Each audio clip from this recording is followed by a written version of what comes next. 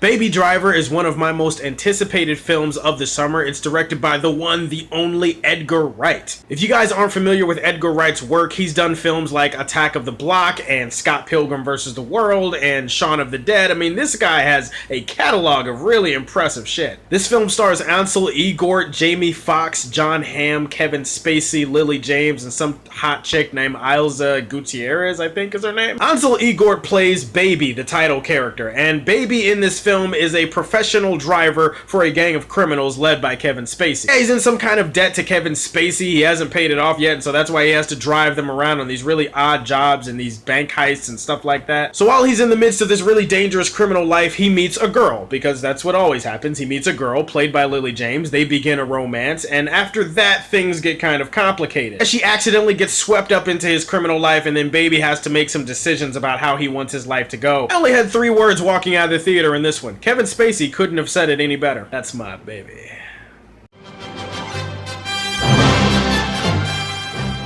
I don't even know if I have enough words to describe how much I loved this movie, but god damn it, I'm going to try. What I love about Edgar Wright and his direction in this film is that he constantly keeps everything in this film in a state of motion. Start with the camera work in this film, and the camera is always in motion. There's not a wasted shot, there's not a wasted frame in this entire film. Yeah, the camera is always moving, it's always jumping. There's so much energy locked into every single shot. Beautiful long takes that also combine with a really compelling and really fast-paced plot, now that I think about it. This movie is constantly moving. The story, you feel like, is always progressing to the next point, and I love that about his direction in this movie. Everyone gave really good performances in this movie. Kevin Spacey is his usual snarky, asshole-ish self. He's one of the few guys in Hollywood who can have that deadpan wit and delivery, and his comedic timing, as usual, is on point. John Hamm was really good too. He plays a member of this criminal gang. You find out there's a little bit more to him as the film goes on than you would have expected. One of the standouts of the movie is Jamie Foxx. Jamie Foxx, he plays a crazy guy, one of those psychotic bad guys, and he's oozing that bad boy charisma. He's one of those characters that added a sense of unpredictability to all of his scenes, because you never knew what he was gonna say, you never knew what he was gonna do, but you knew that you wanted to watch either way. But the star of this movie, hands down, is Ansel Elgort, and I'm glad I got his name right, because he freaking deserves it. It's kind of an understated performance. This guy doesn't really talk that much throughout the film, but when he does, it's to say something of high impact. He's able to convey so many complicated emotions and feelings just with his facial expression. You can really tell that this is a guy that wants to change his life, wants to go in a different direction,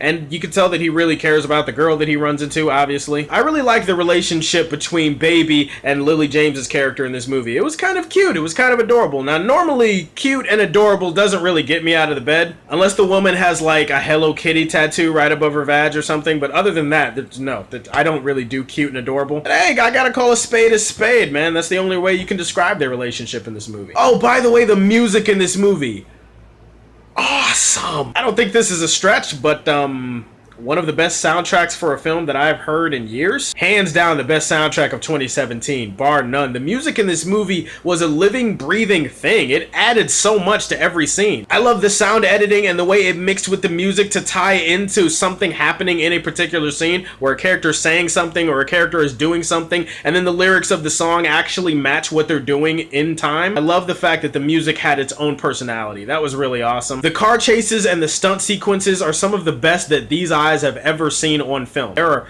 really gorgeous long takes. I love pretty much everything. The cinematography, the production design, the performances, the dialogue is really funny. Now, having said all of that, is there anything wrong with my baby? Well, yeah, sorta. The only real negative that I can find with this film is that there are some aspects of the storytelling that feel a little bit predictable. You'll be able to see some things coming for sure, and there are some things that happen in the film where you're just waiting for the other shoe to drop. That's a nitpick. I really didn't find anything else that I didn't like about this movie. I do warn people, if you don't care about the romance in this movie, then some parts of this movie are gonna drag a little bit for you. Edgar Wright directed his ass off in this movie. It has great music, great cinematography, great camera work, great performances, great dialogue. It had everything that I was looking for in a movie called Baby Driver, which, generic title, yeah, I know. Superman Prime, baby, Superman Prime. We're going all the way with this one. Baby, baby, baby, oh! let me know what your favorite Edgar Wright film that he has ever written or directed is. Let me know what that is down below. Please like and subscribe to the Superfan Show, and as always, if you like what you see, tell me how you feel, and stay tuned to hear more from the Man of Steel. Peace.